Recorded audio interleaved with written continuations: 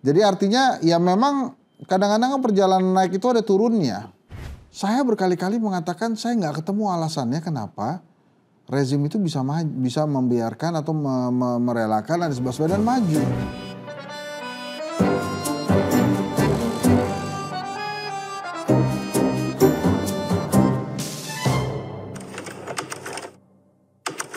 Assalamualaikum warahmatullahi wabarakatuh. Teman-teman, saya Henry Satrio. Terima kasih di Satgas Kritik yang tayang setiap malam Senin sampai Jumat jam 7. Ya. Saya mencoba untuk tidak cuawaan. Tapi saya nggak tahan. Lu maaf ya. Saya nggak bisa begitu. Memang udah begini nih. Soalnya ini pembahasannya itu ya. Mungkin buat sebagian orang topik yang membuat terharu ya. Tapi sebetulnya nggak juga sih. Tembok besar perjalanan politik Anies Baswedan. Wah. Sebetulnya begini. Kalau dibilang Anies Baswedan perjalanan politiknya banyak hambatannya sih menurut saya juga enggak. Karena dia mengawalinya dengan lancar loh. Jadi jubirnya Pak Jokowi waktu masa kampanye 2014. Kemudian setelah Pak Jokowi menang dia jadi menteri. Setelah jadi menteri dia jadi gubernur. Terus jadi gubernur dia nyapres. Sebetulnya itu ada sebuah perjalanan yang naik terus gitu. Kalau kemudian saat pilkada 2024 dia nggak bisa nyalon, bukan berarti dia ketemu tembok terus selesai menurut saya sih. Jadi artinya ya memang kadang-kadang perjalanan naik itu ada turunnya. Turun sebentar terus naik lagi. Kalau menurut saya sih begitu. Tapi khusus pilkada ya. Memang kan kalau teman-teman mengikuti Satgas Kritik dari awal. Itu saya berkali-kali mengatakan saya nggak ketemu alasannya kenapa rezim itu bisa membiarkan atau merelakan Anies Baswedan maju. Bukan kenapa-napa juga. Karena kan dia akan menjadi pesaing tangguh rezim nanti di 2029. Dia bisa maju hanya dengan perjanjian kerjasama, misalnya tidak akan mengganggu rezim 2029. Tapi sebagai calon presiden, ya memang nggak oke juga kalau kemudian dia nyagup sih, kayak cari peruntungan gitu. Jadi kalau menurut saya sih ini hanya waktu bagi Anies Baswedan untuk take rest. Istirahat dulu sambil kemudian berkonsentrasi pada gerakan-gerakan yang dia memang miliki tuh. Gerakan turun tangan, gerakan Indonesia Mengajar, dan pastinya adalah gerakan perubahan. Nah itu yang harusnya bisa dilakukan oleh Anies Baswedan. Kalau teman-teman saksikan episode sebelumnya, kita juga pernah mengusulkan Anies Baswedan untuk bikin partai. Nah mungkin itu juga bisa dirancang. Relawannya Anies Baswedan kan dari Sabang sampai Merauke berjajar pulau-pulau satu menyatu. Menjadi satu itulah Indonesia. Ya kan? Jadi kalau dikumpulin mungkin bisa juga jadi partai politik. Atau kemudian bekerja sama, tapi begini ya, ini feeling aja ya, feeling ya. Namanya pengamat kan boleh ya, memprediksi ya.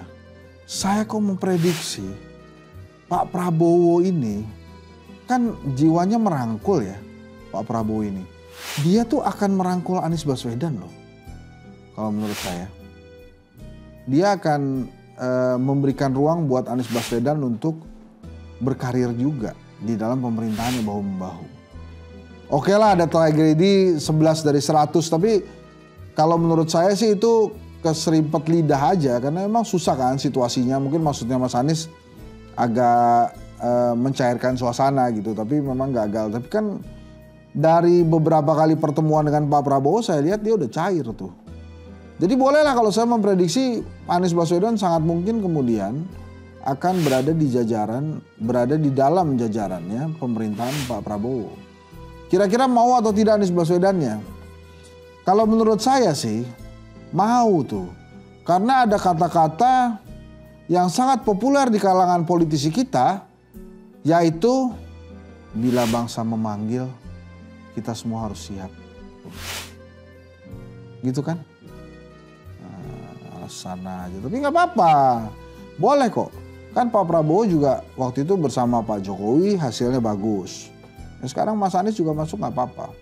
Atau memang mau mempersiapkan diri membuat partai politik, atau ya Masuk aja di partai politik yang belum besar deh, mau deh dia. Supaya nanti digedein bareng gitu sama Mas Anies. Kan kemarin kalau nggak salah ya. Tapi ini kalau Pak Said Iqbal dengar dan nggak bener, ya bicara ke Satgas Kritik ya. Kalau nggak salah tuh sempat juga Pak Said Iqbal tuh mengundang Anies Baswedan masuk ke Partai Buruh tuh. Ya itu mungkin bisa menjadi jembatan ya. Jadi kalau dibilang ini tembok besar perjalanan politik Anies Baswedan, menurut saya sih bukan tembok besar. Ini hanya jalan menurun sebentar yang kemudian akan memasuki jalur lain dari karir politiknya seorang Anies Baswedan. Kalau menurut saya sih begitu. Justru, ini menarik nih pertanyaannya, apakah Anies Baswedan akan menjadi juru kampanye atau masuk ke dalam bagian tim sukses para calon gubernur? Nah ini menarik nih pertanyaannya, karena kan kalau masuk juga belain siapa? Belain Ridwan Kamil atau belain Pramono Anung atau belain Dharma Pangrengkun? Yang seru sih kalau Anies Baswedan belain Dharma Pangrengkun tuh. Dharma Pangrengkun adalah gitu, hidup Dharma gitu kan pasti Anies Baswedan tuh. Kalau belain Ridwan Kamil nanti dituduh sakit hati sama Pramono Anung karena kan nggak dipilih. Kalau belain Pramono Anung nanti dituduh sakit hati sama PKS, sama Nasdem, sama PKB karena nggak dipilih. Jadi kalau mau jadi jurkamnya Dharma Pangrengkun tuh paling aman. Gitu karena ya Dharma juga butuh sokongan tokoh-tokoh sih. Nah balik lagi ke yang tadi, kalau menurut saya sosok Anies Baswedan punya macam-macam cara. Jadi sebetulnya para capres-capres itu punya jalur politik sendiri-sendiri. Saya sih nggak yakin itu akan langsung mati ya jalur politiknya. Jadi menurut saya malah semakin besar. Ganjar Pranowo, Mahfud MD, Anies Baswedan, Muhaimin Iskandar itu pasti punya jalur politik yang lain dan tetap berkembang tuh. Tentu saja harus ada regenerasi ya. Kemarin Caimin udah dipilih sebagai Ketua Umum PKB lagi. Aklamasi 38 provinsi nggak ada yang ngomong nama lain.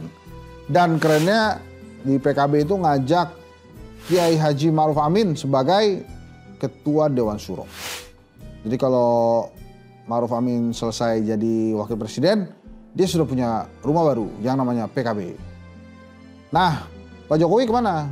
Apakah akan ke Golkar atau ke PSI? Nah, kita lihat lagi nanti itu. Jadi gitu teman-teman. Apakah adanya permainan peluang menghambat? Enggak lah. Waktu itu sebetulnya kan memang ada asa lah buat Anies Baswedan setelah keputusan MK itu dicalonkan sebagai calon gubernur. Tapi kan yang diharapkan mencalonkan Anies Baswedan ini PDI Perjuangan. Susah karena mereka ini partai kader tuh. Edi Rahmayadi kan langsung jadi kader, makanya dicalonkan. Andika Perkasa udah lama bersama PDI Perjuangan, jadi dicalonkan. Airin kuat banget elektabilitasnya. Golkar di belakangnya, makanya dicalonkan. Ya Anies Baswedan kalau mau memang waktu itu sih masuk PDI Perjuangan. Tapi kan ya sudah lewat ya masanya. Tapi menurut saya sih banyak politisi-politisi menganggap seseorang itu akan redup. Enggak juga.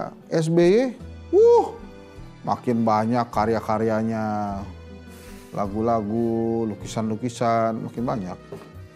Bu Megawati makin kinclong tuh PDI Perjuangannya.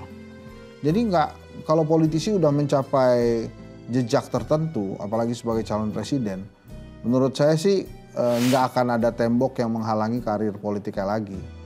Kalau turun naik iya, namanya juga kan perjalanan hidup ya. Kalau kata Ebit tuh, perjalanan ini terasa sangat menyedihkan.